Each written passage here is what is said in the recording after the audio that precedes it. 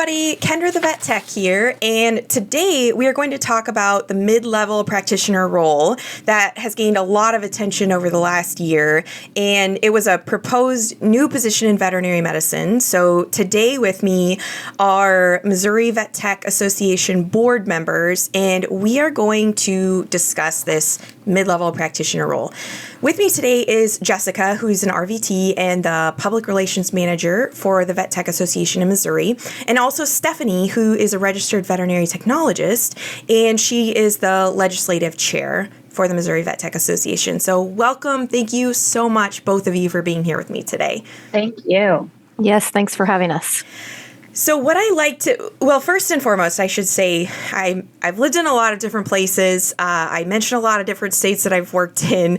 I'm originally from Kansas, but Missouri holds a place near and dear in my heart because I did attend Maple Woods Veterinary Technology, and it is located in Kansas City, Missouri. So the 2 years that I technically lived in Missouri, I still have warm affection for the state of Missouri. And also, you guys were the first association that I noticed on social media that was really forward with your stance on the mid-level practitioner role and how your association felt about this. So that was kind of the other reason I reached out to you guys and wanted to chat with you. Since then, several other state associations have also released their official stance on the mid-level practitioner.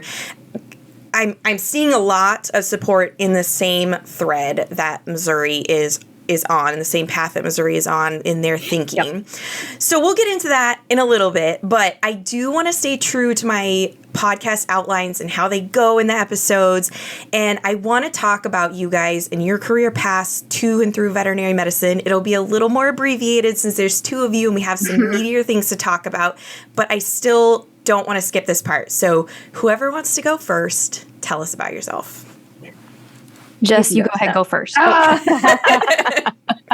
mine should have like rock, paper, scissors or something. No, I'll go first. I think mine's a little more abbreviated. So I graduated in 2009 from the Vet Tech Institute at Hickey College in St. Louis, which is no longer around. And since then, I've been mainly in small general practice, corporate, privately owned. I did a short stint in emergency specialty critical care, that kind of thing.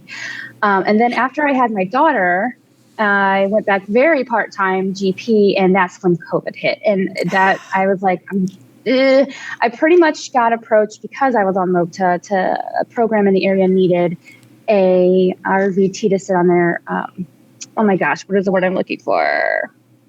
Their CVTEA reaccreditation course. Yeah. And so that opened that door up to him, the program director, who later was like, hey, we have a position open. So that's when I basically got, quote unquote, harassed into working at where I work now. And I left general practice altogether, and I've been here for 3 years, and it's been fabulous. Nice. Great.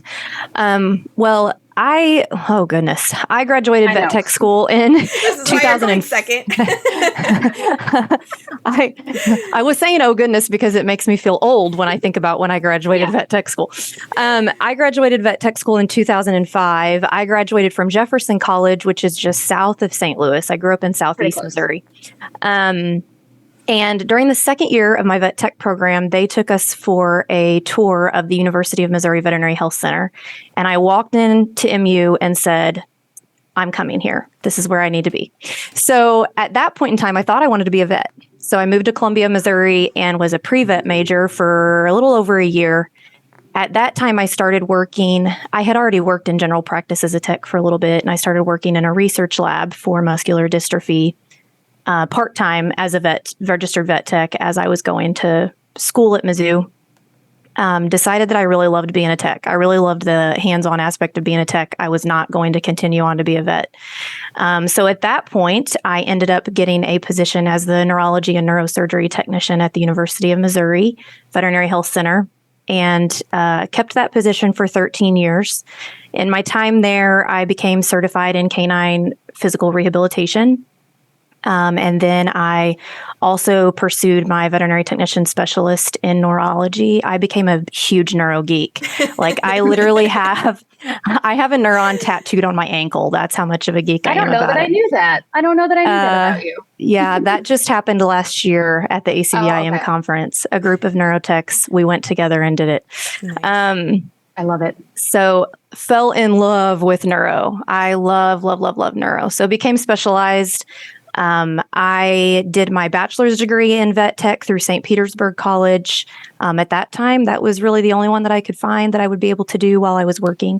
And then most recently finished my master's degree in veterinary science through the University of Missouri in 2019. I was working as the neurotech at Mizzou when a community college, Moberly Area Community College, came to Mizzou and was proposing that the two institutions team up to start a new veterinary technology program in mid-Missouri, because there are no vet tech programs in mid-Missouri. They're Kansas City, St. Louis, and then down south. So I jumped on that bandwagon right away. I love teaching. I fell in love with teaching when I became a VTS and was able to start lecturing. And so jumped on that and became the director of vet tech at MACC about 3 or 4 years ago.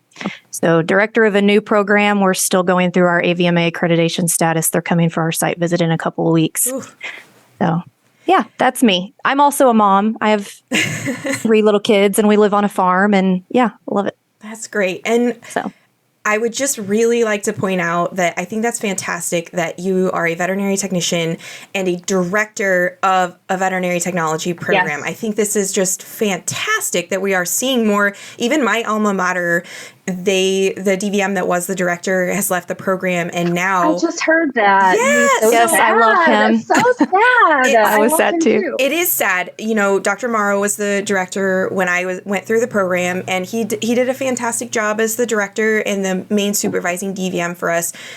That was fantastic. So it is a fierce advocate too. Yes. Of vet techs. Oh, yeah. Fierce advocate. Yeah, he is. Absolutely. And you know, he worked at a private practice in town, and his technicians had nothing but good things to say about him. So yes, while that is sad that he did leave that program, and he did a lot of good things for technicians in the Kansas City area, Yes.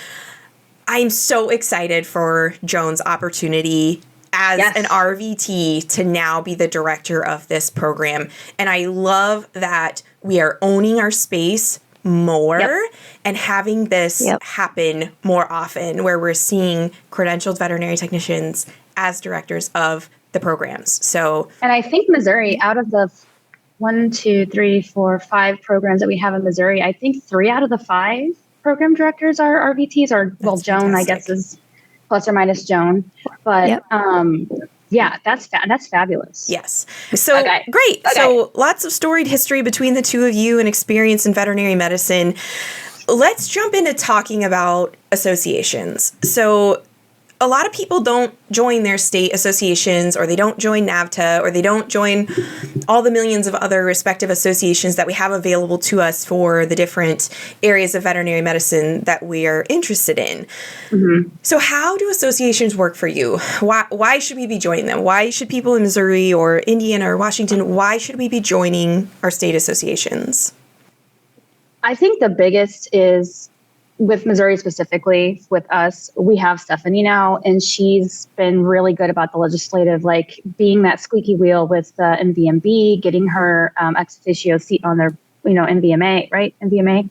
And then, which is the first time we've tried, like not necessarily with this specific board, but in the past, and there's always been roadblocks. So Stephanie is the first one that finally, punched through it, got and broke through that wall. And so, having a membership to support us to do and make those changes. And now we have the NVMA has the RVT utilization task force that is actually, I don't know if Stephanie's going to be there at the conference in a few weeks, but they have their next meeting. And like, that's one of the big topics is utilization enforcement.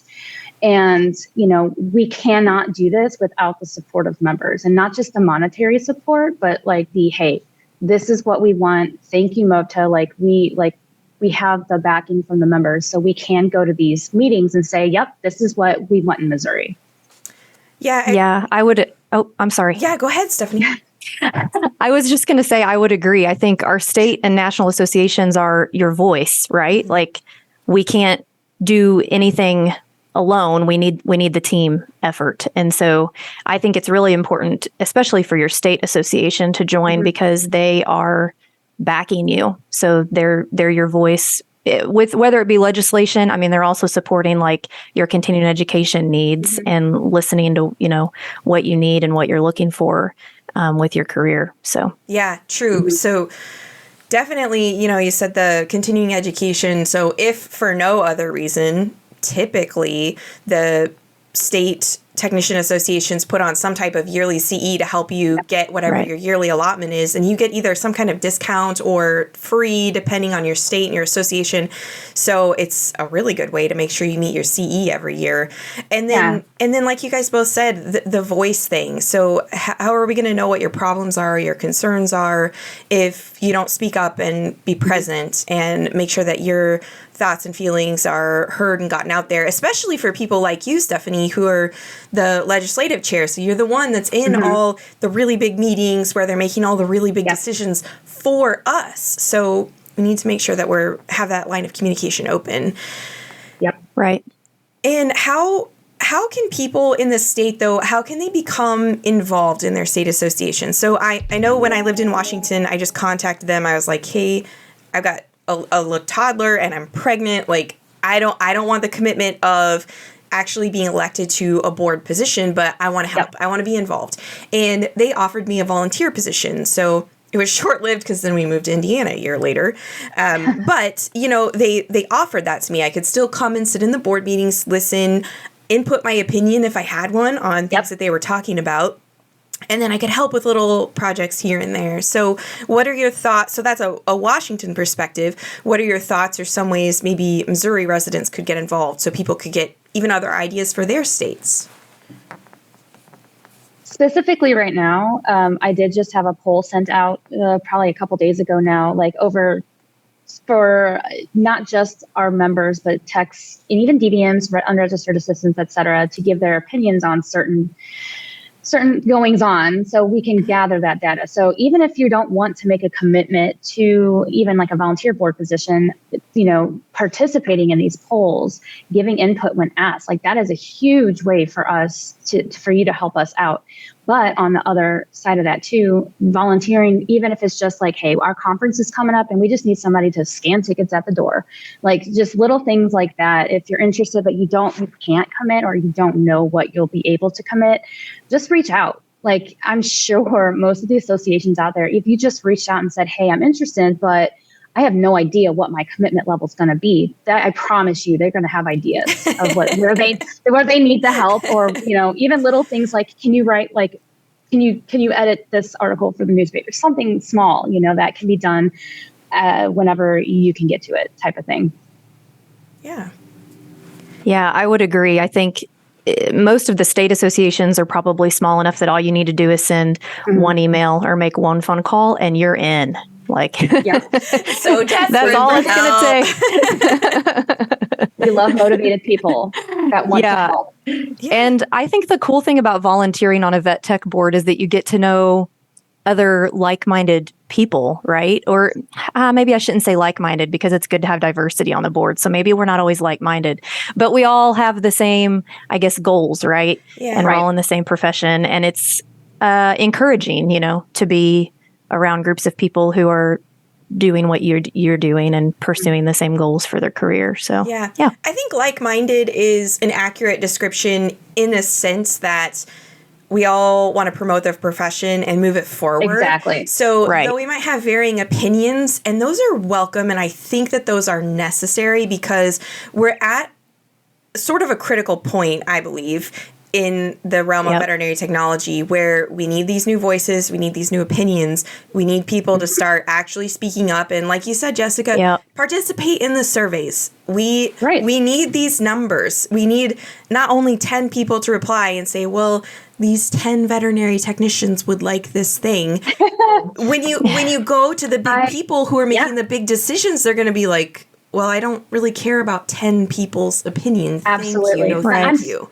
I'm so thrilled with how this current survey is going. Like it's blown my expectation out of the water. And I'm excited to share those results when we have them. So that is awesome. And that's an easy way to do it. Yeah. And what do you have some specific questions from that you can share? I'm curious now what kind of data you're going to be.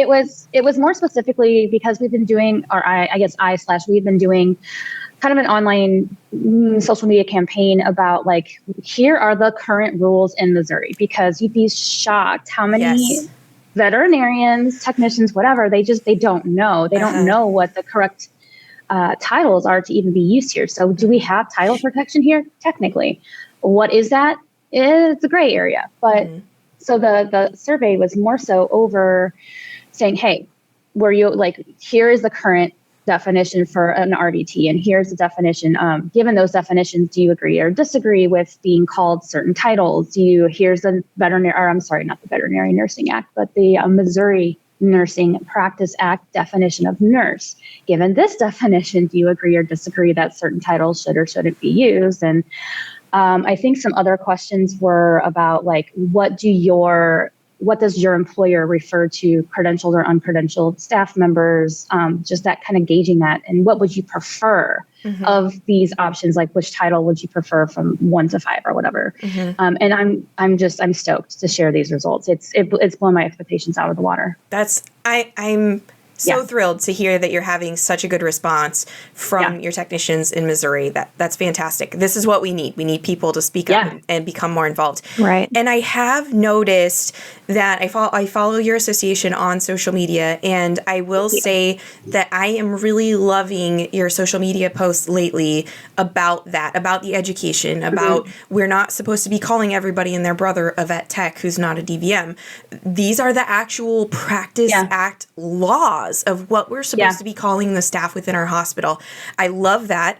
And I love that you guys are just being so forward about that. It is outspoken was the first word that came to my mind, but I feel like that has a negative connotation, right? So I didn't. Yes and no. I think you have to be a little outspoken with certain things because, and my personal goal and I have brought a lot of this up with the support of the rest of the board as well, but I've kind of, jumped right into this on my own. My goal is not to say, this is what we think. This is our opinion about it. Like we released the statement about the use of the word or the title technician, thanks to Stephanie. But the rest of that, like the definitions, my goal is to educate on the existing laws. It doesn't matter what you think about that, but this is what it is right now. Yeah. And so, that's what I really love is it's not emotion based. It's just like, here's the facts. I'm just laying these facts out for you. And it's very cut and dry that way. And I feel like that would receive a better response. But the letters, Stephanie, I was looking through your website and your social media and things, and I saw that there are some letters that you've drafted to write to respective other associations and clinics within your state. Tell us a little bit about that. I'm loving that too. Yeah, that idea actually came from the Arkansas Vet Tech Association. So shout out to the Arkansas Vet Techs. Fantastic. So another association that is just, I love that all these associations as a whole are just really stepping up and doing their part. That's fantastic. Right. Good job, Arkansas. I actually have a veterinarian that I work with at Mizzou who is still licensed. She used to work in Arkansas. She's still licensed there. And she received a letter from the Arkansas Vet Tech Association. And it was basically a letter that they wrote to all of the DVMs in Arkansas explaining the definitions of the titles, what an RVT is, what a veterinary assistant is. And they referenced their Practice Act in the letter. And it was an amazing letter. It was very professionally written, and it just stated the facts and the laws. This is what is in our Practice Act. This is who you should call a veterinary technician. This is who you should call a veterinary assistant. And the vet that I work with brought this to me and was like, look at this. I think this would be great to do in Missouri. So I reached out to the Arkansas Vet Tech Association, and they gave us permission to kind of use their letter as a template. But obviously we edited it to include our Missouri Practice Act, but that's what we've done. So we now have a letter formulated that we're going to send to all of the veterinarians in Missouri. Jessica is a rock star and went through and found all of the veterinary practices in Missouri and, all of their addresses and has it all printed out. And we're going to get them mailed to every. Awesome. A little impromptu project update here. I mean, Jessica's social media posts are amazing, and I love the outreach that those have, but some people aren't on social media. So we're going to send this paper letter to every veterinarian in Missouri. Yes. That just defines what we are. Yes. As popular as social media has gotten, a lot of people still aren't on it. I'm sure some of the clinics very, don't even small, have websites. Yes. Like how how did you just have like a random placeholder for your website? So some people are definitely not in this century yet. That's okay. They have clients. And I mean, I'm sure some of those areas, like there's literally nowhere else to go, so they don't really need a website because that's true. But speaking of social media, so let's talk about the meat and potatoes of what we're here to talk about, the mid-level practitioner. Your post specifically that caught my eye and had me reach out to you and your association to talk about this. So it was a statement that you released on, I saw it on your Instagram. That's mostly where I see you guys. You released a statement on December 8th, 2022, and it stated that the Missouri Veterinary Technicians Association feels that a mid-level practitioner role for veterinary technicians is premature with the current state of our profession and cannot support the need for the role at this time. And I'd like to say, absolutely fantastic post. I feel like the wording is just so professional and not demeaning in any way. Just, again, here are the straight facts. And I love how you put in there that it's premature. So this is my opinion and my stance on it is, do I think this would be a fantastic thing?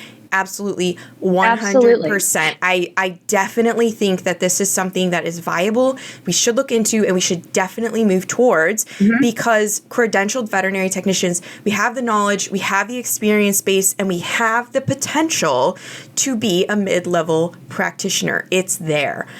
But it's premature right now. We have too much trouble at this point in time with the VNI, with the fact that you can be a CVT, an LVT, an RVT, and then Tennessee throws the wrench in there with their LVMT. Love you, Tennessee. We really do.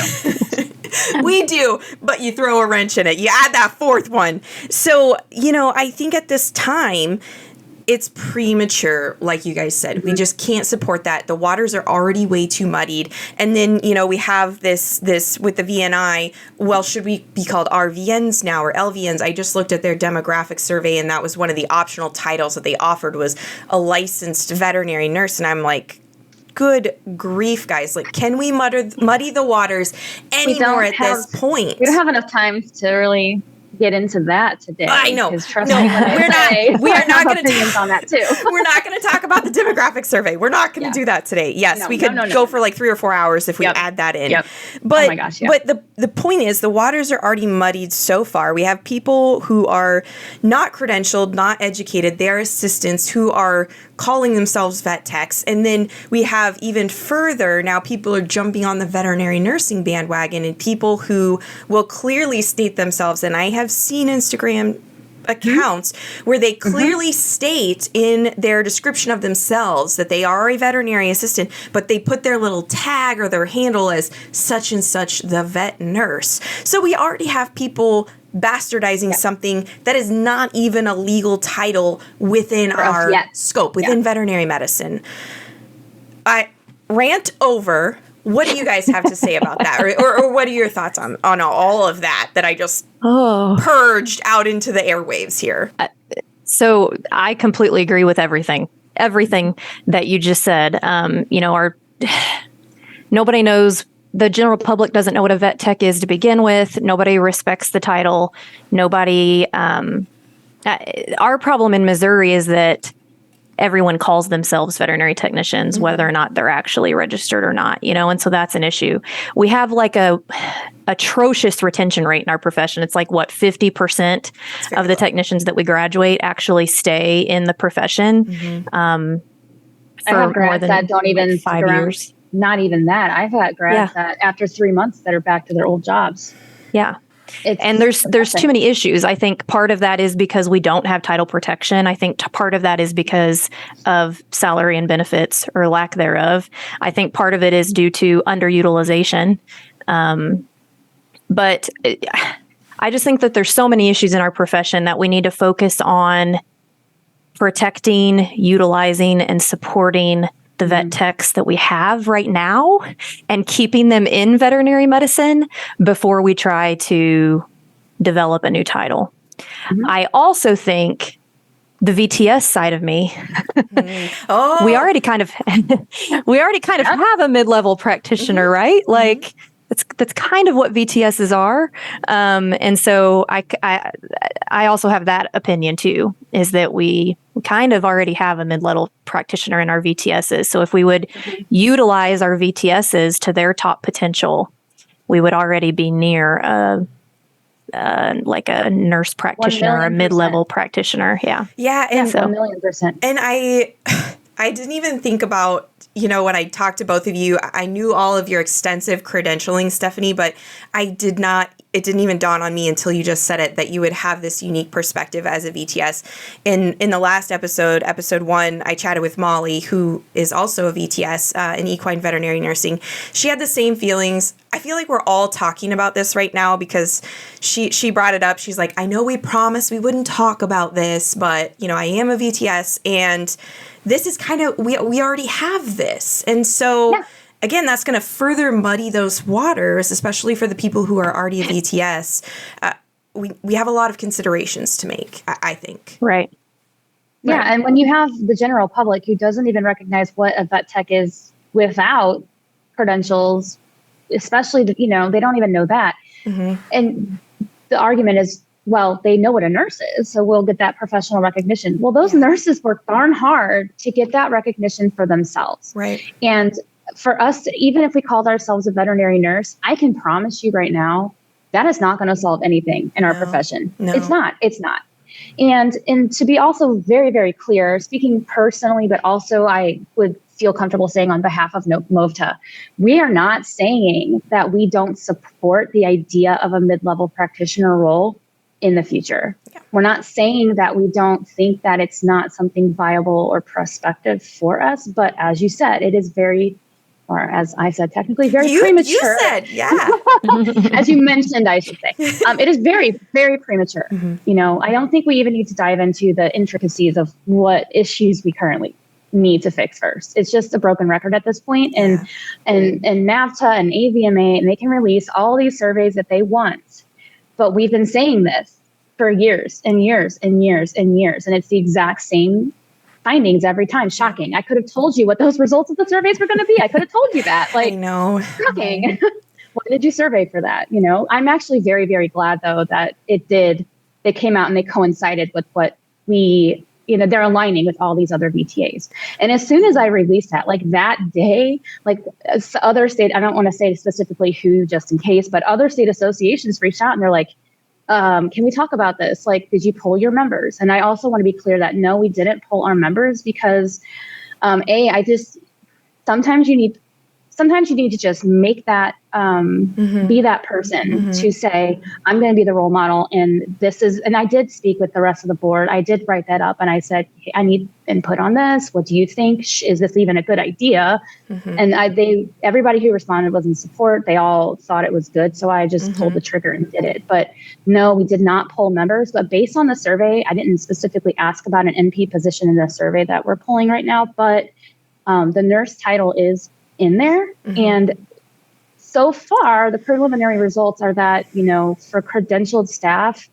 we still prefer the title RVT in Missouri. Yeah. When the VNI came about several years ago, I was really excited. I was also a pretty junior technician at the time, but I was very excited at the prospect of being called a registered veterinary nurse. And my primary reasoning for that at that time was public recognition. Like, just so many clients were treating me different than I expected them to because they did not understand that I had an education. I'm qualified to educate them about their pet or about their farm animal or their horse or whatever. I have the education to back up what I'm telling them. And so for me in that moment, I felt that being called a registered veterinary nurse, the public would automatically, because they know what an RN is, they would make that tie. They would understand what this means. As as it's kind of gone on and drawn out and it just keeps being brought back up and rehashed, I'm not so certain about that any longer. I think I'm in the camp of I don't really care what it is. I want it to just be the same. Right. I do think that keeping the R on there, the registered, will definitely help with the public perception of what this role is. So I guess I would say I'm really pro registered, having registered in the title. But at this point, I don't care if it's vet tech or vet nurse. I just need something that's the same across all 50 states and that other people aren't going to be using if they're not qualified to use it. Absolutely. Yep. That's where I'm at. Absolutely. That's where I'm at. Yeah. And, you know, speaking back to the NAVTA statement, I did look that up on their website today. So January 11th, they released, oh my goodness. They released a little kind of blog post or article here that says NAVTA urges the profession to focus on title protection, utilization, and wages, not the mid-level practitioner position. And I think this is interesting, you know, that so many state boards made their stance posts in December. Yeah. And then this came out, you know, according to the December 2022 survey conducted by NAVTA, they found that this mid-level practitioner actually ranked 7th on a list of 8 things that technicians are concerned about right now. So they did the survey. They polled their people, and that's what they found. The same thing that your board kind of already spoke for your state about, that this is not something we're worried about. This is small beans. There's a much bigger issue here. Yep. Absolutely. Absolutely. Yeah. So I think, you know, we have all these survey results and we've been kind of hashing this and talking about it for a long time. And I think now it's time to step up and do something about it. So I think it's important that technicians speak out for themselves. Technician associations get out there to their state veterinary medical boards or veterinary medical associations and make your voice heard. So like Jess was saying, here in Missouri, we've never had technician representation on our Missouri Veterinary Medical Association. There's never been a tech member of the board. And so a couple of years ago, we reached out to them and asked about getting technician representation on the Missouri Veterinary Medical Association. And it didn't take convincing.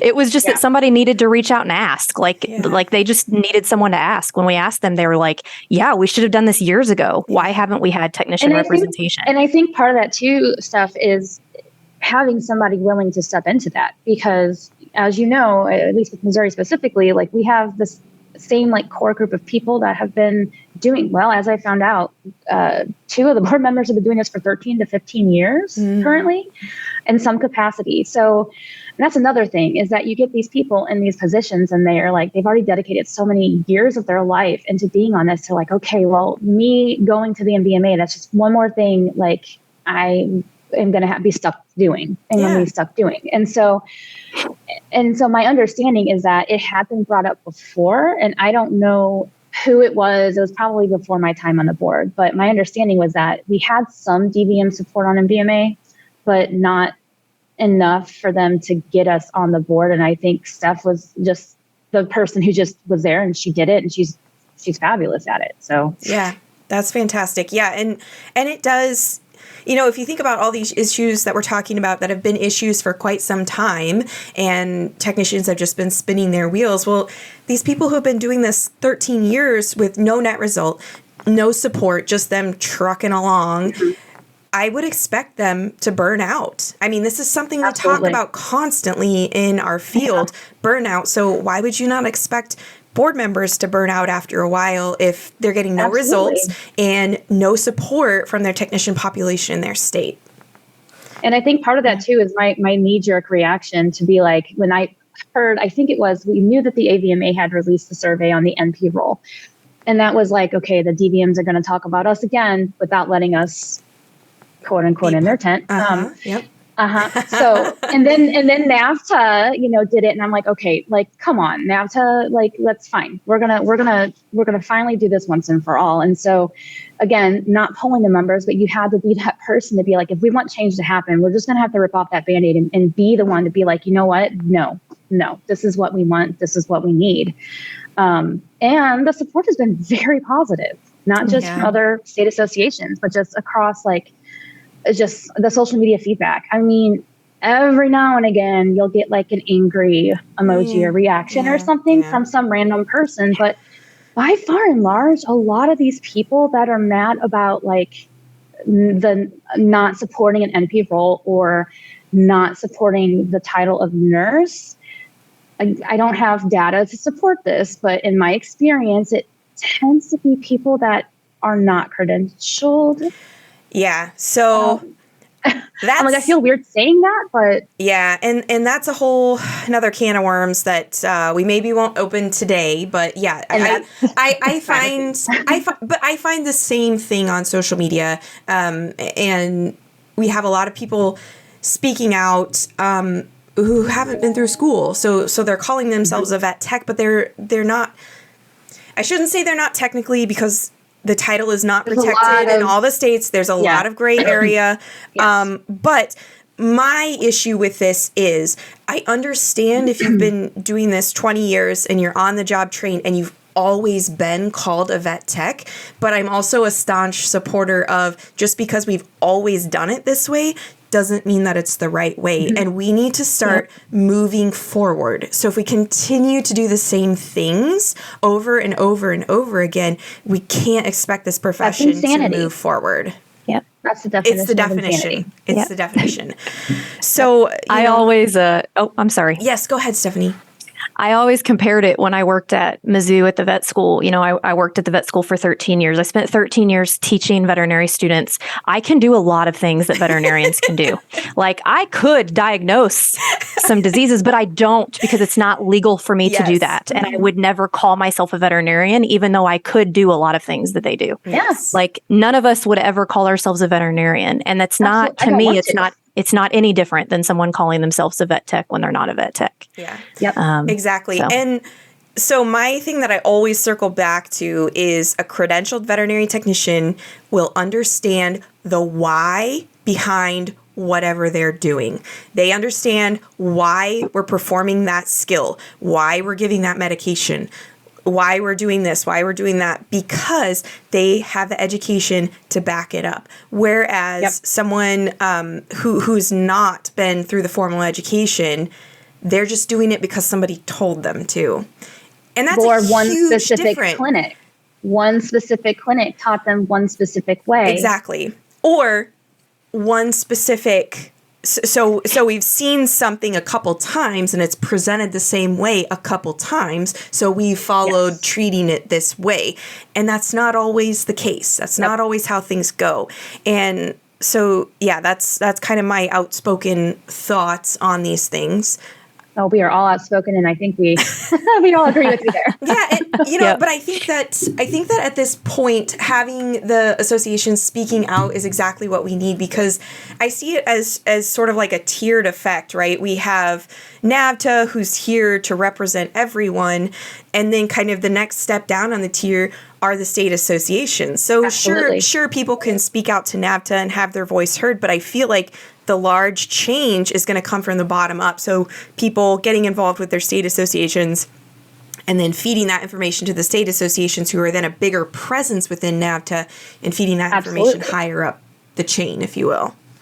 Yeah, and on that note too, I mean, there is more that can be done regarding MOVTA with the state associations. I feel like there's a gap there that needs to be not a gap.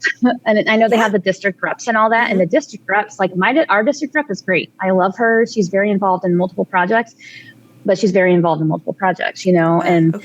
I just feel like, you're going to go up that tier and people think immediately, let's go to MOVTA. And then MOVTA is like, go to your state association. We can help you on a local level. But then MOVTA has to listen to the state associations a little bit more, I think, than they are too. Okay. That's a great perspective from a board. I think that's fantastic. Yeah. What do you guys think are the implications of trying to shove through, which I don't think this is going to happen based on surveys and articles and things that I've read. I think everyone is seeing clearly that pushing through a mid-level practitioner is not what the what veterinary medicine as a whole needs right now. But what are you guys, in your opinion, what are the implications of trying to push this through without first kind of wrapping up this V&I protection standardization on current titles and scopes of practice? You want to handle that stuff? Ooh, I hadn't even thought about that because I'm like, I had always just thought there's no way this is happening. So I never even thought about what it would be like if they pushed it through.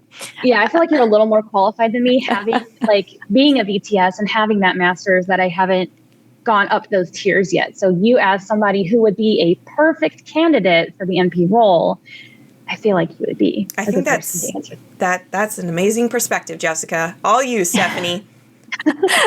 I guess, like I said, I hadn't thought about this before, so I'm just going to spit out my very first thoughts. But what's that going to mean for the veterinary technicians that aren't going to be in that mid-level role? Like, how is it going to make them feel? Are they going to be content with their roles and in their jobs? Because, we already have an atrocious retention level as it is. We're losing so many vet techs. Is it going to push more of our registered vet techs out? You know what I mean? Does this making any sense? No, it makes a lot of sense to me. And I don't know if this is where you were going, but my initial thought after your thought is, where am I going to fit in? And if I'm so low on the totem pole that they create this whole new position without even considering the fact that I have no title protection, and it feels like there's no courtesy there. There's no thought to what we just keep moving up the chain and still disregarding registered veterinary technicians. Yeah.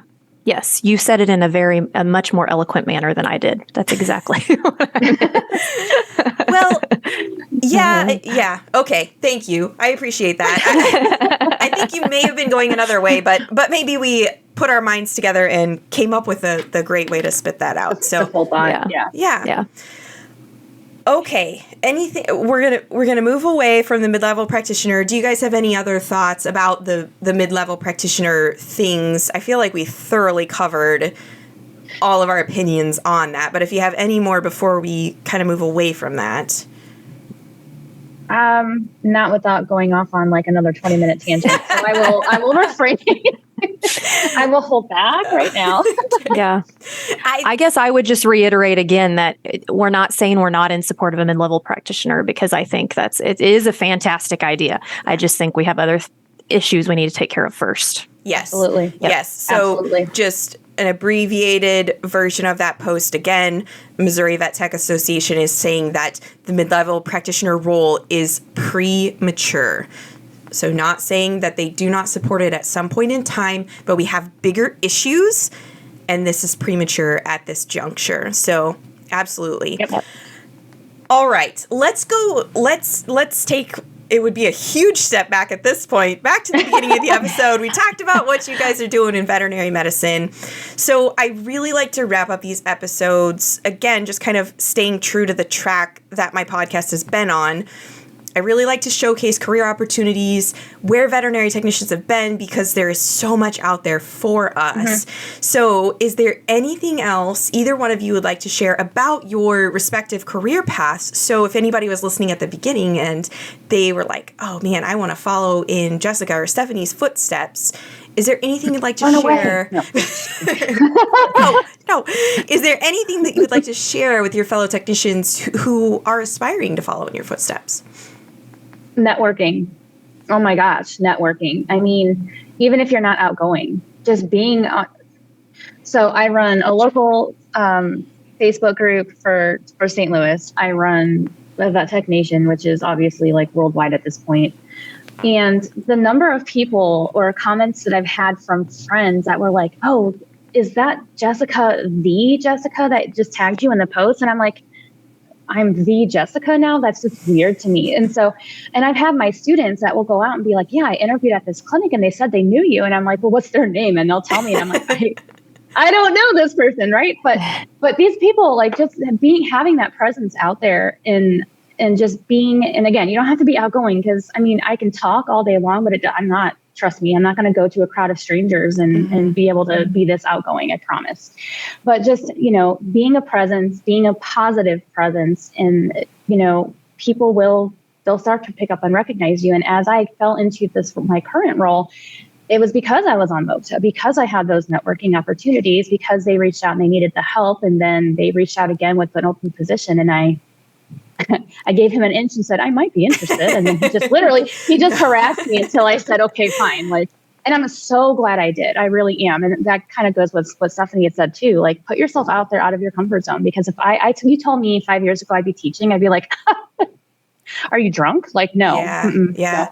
People are always incredibly shocked to find that I truly am an introvert. I'm just really good at faking that I'm an extrovert. Yep. So 100%. Yeah, you don't have to be this huge outgoing person to make these networking opportunities, for sure. Absolutely. Yeah, absolutely. My piece of advice would be keep an open mind, because you never know where life and your career is going to take you. Like Jess said, if you would have told me 10 years ago that I would be a VTS in neurology, I didn't even really know what neuro was when I started working at Mizzou. Like, I would have laughed at you. Your ankle. Yeah. And then I would become the director of a vet tech program. Like, no way. I was one of those kids that said I was going to vet tech school because I liked animals and I didn't like people. Oh and my I work gosh, with people. same. Like, yeah. Like, just keep an open mind, because, you never know where life's going to take you. And if you keep your mind open and keep some really cool things might happen. Always keep your opportunities open too. Like, never pass it up. Yes, I am incredibly happy right now, but there may be another opportunity that pops up and I'm like, oh my gosh, this is amazing. And how would I know that my whole life could change like it did with this one if I didn't at least entertain it, So yeah. So I will say, the episodes are starting to run together for me at this point. So sometimes I get my guests a little confused, but I do recall speaking with someone recently, and that was kind of the point that I drove home after they're saying kind of the same things that you guys are saying, is it doesn't matter if you've been at a clinic for 5 years, 10 years, 15 years, and you're incredibly happy there and satisfied. You should still keep your options open, keep your mind 100%. open. Keep an eye out for different things, because you have no idea how much happier maybe you could be in another opportunity that you didn't even know existed, but you found it by keeping an open mind and keeping the doors open. So I think that's fantastic advice from both of you. And finally, to just wrap the whole thing up and put a cute little bow on it, I always end every episode with a great tip or trick that you guys have learned along the way. So after school, could be something, medical, clinically related, or something personal that you would like to share with other technicians. I'll let you go first. Okay. Mine is, don't be afraid to push yourself outside of your comfort zone, because that's where you're going to grow the most. If it doesn't challenge you, it's not going to change you. Fantastic. Yep. And then for me, I really do think, like, always assume positive intent, because in this profession, we're faced with negativity, not even just from clients, but between each other, between colleagues and superiors and stuff like that. But, it's really easy to get into this negative mindset. Negativity begets negativity. And so you go into these appointments with this, crunchy looking dog, and who the owners can't afford, quote unquote, anything. And it's easy to be like, then why did you come in? Why this? Or your coworker who's struggling, and they may not tell you what's going on, but you look at them and you're like, oh, you're just being lazy, or why can't you do this? Just assume positive intent. Like, don't just immediately go for the negative assumption. Don't do that. Like, you're going to be happier, and you're going to make much deeper connections with those people and situations in ways that you didn't. And you're just going to get to know your clients and your coworkers, and just so much. I don't know. I just feel like I'm happier having that mindset, because when I worked in ER, it was bad. Yeah. Very bad. Yeah. And that's why I ultimately, after maternity leave, I did not go back, because I was like, I can't. Like, I have a daughter now. I can't just come home feeling crummy all the time. So. Yes, absolutely. Yeah. I feel like we could start a whole nother hour chat on that. But, that's something that I talk about quite often too, and I call it giving grace or allowing room for grace. Yes. Because we all have bad days. We all, giving someone the benefit of the doubt. If they're usually always at least tolerable, if they're being a little grumpy today, well, maybe something happened in their personal life that they're not comfortable telling you about. Or maybe they're just extra tired because, we've shared that some of us have kids and kids are the worst. My kids have gotten me sick about every 3 weeks for the last 3 or 4 months. So, there's a lot. Mine has interrupted me at least 3 times while I've been trying to record this. So. There's just a lot that goes on outside of those walls. Gifts. It does make it up when they bring you nice gifts. But yes, there's a lot that goes on outside of those walls and outside of those 40 hours. So yes, allowing grace. I think that's absolutely a fantastic tip as well. And that wraps us up for today, guys. Stephanie, Jessica, thank you so much for being present today, talking about Missouri Vet Tech Association, the great things you guys are doing and standing up for our profession and paving the way, or at least helping pave the way, being part of the paving party in moving this profession forward. Of course. Thank you so much for having us. Absolutely. Thank you so much. Yeah. And guys, you can catch me on social media on Facebook or Instagram under Kendra the Vet Tech. My YouTube channel is also titled Kendra the Vet Tech. I will be posting my podcast recordings for season 4 on YouTube. So I don't think I stated that at the beginning, but if you got all the way through this and you'd like to watch it again and watch the video part, it is up on my YouTube channel as well as some other educational videos. You can step over to my website, KendraTheVetTech.com, and purchase your copy of my veterinary telephone triage flip book. And outside of that, we'll see you next time. Thanks, guys.